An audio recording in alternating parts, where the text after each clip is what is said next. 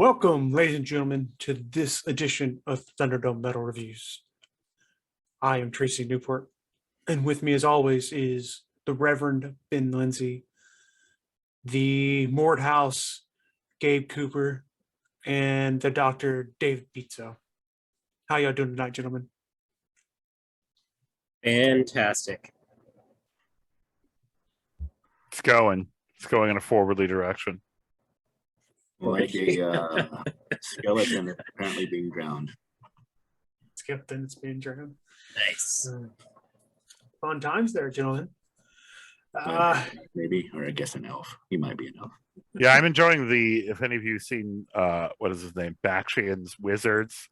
That insane thing. This reminds me of that a lot. All of our albums have epic artwork. Yeah, that makes sense. My mom got us Wizards as kids because she thought it was a kids movie. That was a mistake.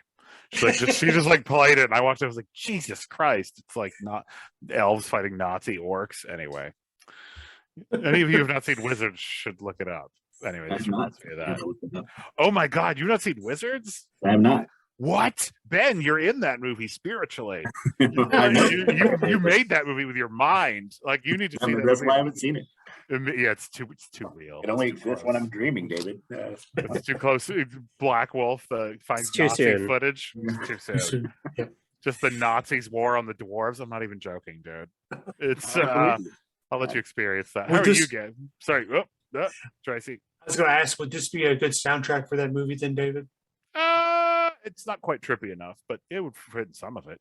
It was that the soundtrack of that movie is very trippy, right? They dropped an enormous amount of acid and just let somebody go to town on a guitar and a bass. It's like a little bit more interstellar funk-tacular than this, but it would work. I mean, they obviously care about fantasy a lot. But we are looking at Khemmis' fourth studio album, Deceiver. This is my pick for the month. It was released on November 19th of this year. It is released on Nuclear Blast. It runs at a Ben-approved 41 minutes and 46 seconds. You have Phil Pendergrass gassed on clean vocals and guitars, Stephen Hutcherson on harsh vocals and guitar, and Zach Coleman on drums. So what's happening with bass guitar out there? Just playing it. I think it's probably similar like them in Periphery and Interloper, where they just kind of do it when they need it, but they don't keep it in the songs, or they're doing 6 or 7, or they're doing 7 and 8 strings. Yeah. But I mean, I don't think his album's necessarily missing it, if that makes sense. But this is mine and Ben's second foray for the podcast with these guys, so I want to hear how the newcomers enjoyed this doom metal. I was interested to hear it, and I liked it a lot better the second time around. Once I sort of knew what it was about, and I was pretty surprised actually at the clean vocals, because I didn't really listen to anything, before listening to the record, from the record. And it's not really the kind of doom metal that I'd listen to on my own time, but I didn't hate it at all. I really appreciated the very slow tempos. I really liked some of the kind of contemplative moments of the album has to offer. And yeah, I mean, it was a cool trip. I am not historically that big a fan of doom, which is probably mostly a tempo thing. But Paradise Lost happened. Tracey made us listen to about 278 of their albums last year, and so that got me into that a bit. And these guys can play their instruments. I know they went through a lot. I was reading about how this album almost didn't get made because of depression and various other issues. I would argue, I guess the Black Label Society album we did recently was also kind of a pandemic album, but I would say this as much as Hushed and Grim is a pandemic album. I mean, it's very clear the depression up in the tour almost destroyed them and made this album not happen, and they're definitely working through it. So in that respect, I think the doom and the zeitgeist of this current moment kind of aligned. So I liked it more than I often like doom, because I too am being crushed by the devastation. So yeah, I listened to this album a bunch. It helped that it was short, I think, actually. So at one point, I actually just had this on repeat. I was listening to it over and over. You know, there's some cool stuff on here. I wish you were faster, but no, I really don't. I know it wouldn't really quite work with what they're doing. Well, if you heard our review of their last album, the thing I said, I was super into it. I really loved it. But I wished that there were teases of some thrash in it, and I really wish that they had shifted into that gear. So I do wish this was faster. I kind of think they pulled back on the throttle quite a bit on this, and this was pretty much just doom all the way through, which I can appreciate. But this is not really gloomy enough doom for me. If I want doom, I really just want like something that is fucking depressing as shit, and this just kind of this weird fantasy doom is cool, but it's not necessarily what I want in my doom. I thought it was still quite enjoyable. The guys can play. I like Gabe. I was really kind of shocked by the clean vocals because I felt like there were more on this album than the harsh vocals as opposed to the earlier albums of theirs. But I haven't listened to those in a while, so that might be misremembrance on my part. So yeah, I thought it was it's good, but it's a little meandering. And you are right in your deduction that there was more harsh vocals than there, and especially Desolation. I saw that thing probably 6 or 7 times this year as well. So I was really looking forward to this album coming out when I saw they were releasing a new album. And I really I enjoyed this album a lot too. And it's what I'm going to just call it the Khemmis sound. Like, I don't think you're going to, because even their first and second albums are very similar, like style. And so you're not going to get very much more up tempo stuff, I don't think, with their music. I just don't think that's going to be their design. There is a genre called epic doom metal that deals with, it's doom metal meets D&D is the best way I describe it. Which there's a couple other really good bands in that genre as well. And I think these guys probably straddle that and your more traditional doom metal sound. But I really enjoyed this album. It was what I was expecting, seeing the name on the label and seeing who made it. I think his clean vocals have improved though compared to Desolation. When they were good on the album, 100%. but they got a lot better on this album. Mm-hmm. I actually think the harsh vocals kind of took a dip though.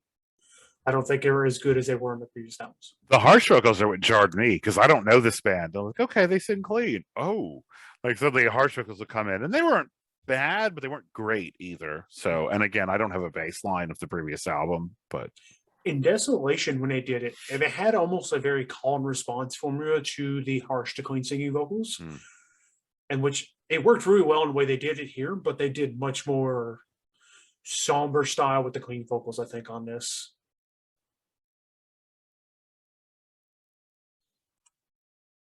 And all Yeah, I mean, in some ways, my criticisms are. It's kind of like when you read a book as an academic and you criticize it for not being the book you want it to be, as opposed to the book that it is. For what they decided to do, and I agree with you, Tracey. I think this is the Khemmis sound. They have the potential to add that thrashiness there, and I just really wanted it, and they're probably never going to give it to me, and that's fine because it's their album, it's their music, they can do whatever they want to with it. But there is just something about it that I think adding that element to it would like just put it on another level, and it's very good the way that it is. I'm really like, man, I really wish that they put more garlic in it. Yeah, that's interesting too.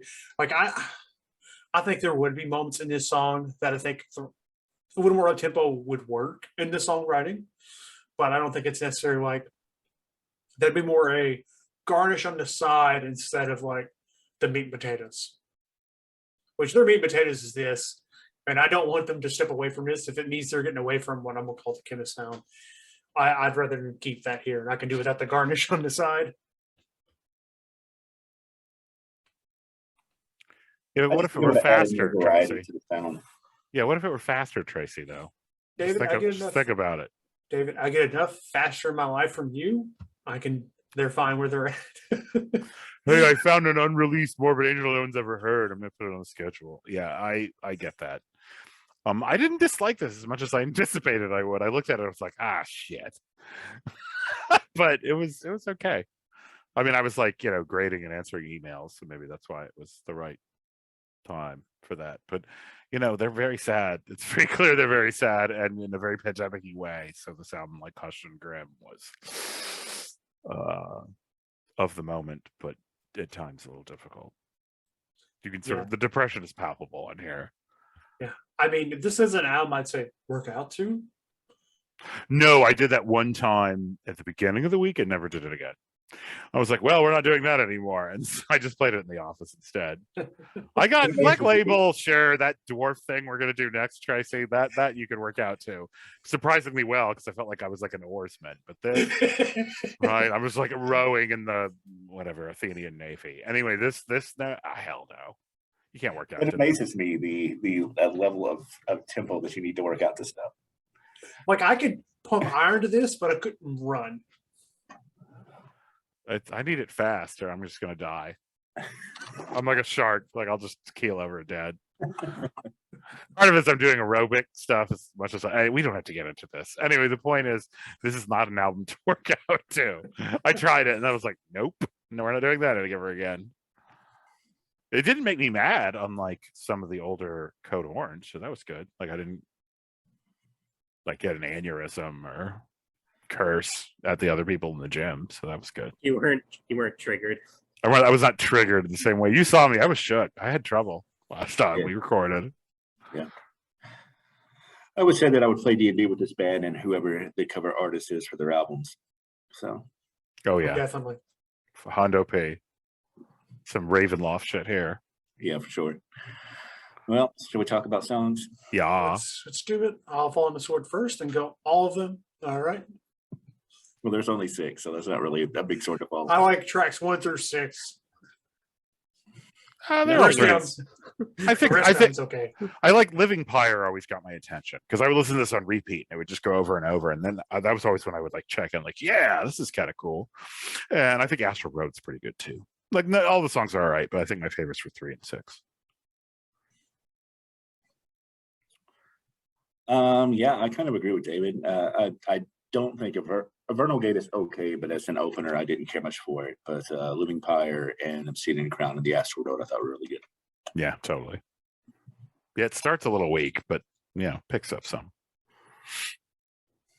I think that I liked tracks 2, 5, and 6. So House of Cadmus, Obsidian Crown, and the Astral Road. The whole thing grew on me, I think, the more I listened to it. But again, this isn't the kind of music that I would naturally gravitate toward in terms of doom metal. You're welcome.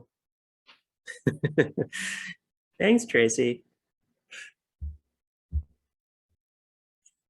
There's a lot of that. I wouldn't normally listen to some, and I show up. Yeah, that's what Tracey does. All right, what are you going to give it as a grade, Tracey? Easy, A-. Like, I really enjoyed this up. I really enjoy this band. So like, the first song I heard was their first single was Living Pyre, and I was like, fuck yes. And then I was sold on this album. I've got a feeling we'll be seeing it again later in the year. With that kind of grade, I would expect so. But then with my 80 albums, all of sometimes some A- don't make the cut. Yeah, that's true. Who knows?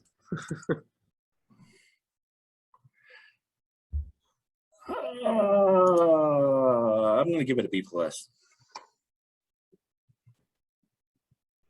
I think it's an excellent album. Not as good as Desolation, but it's still really good.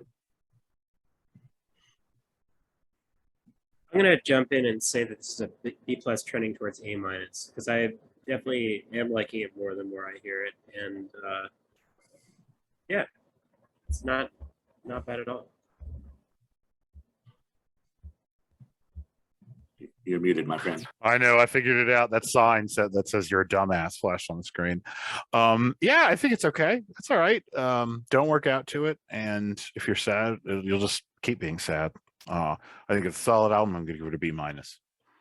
You know why. I mean, you know who I am. That's better. I mean, you know who I am with Doom and Tempo, but yeah, I'll give this a B minus.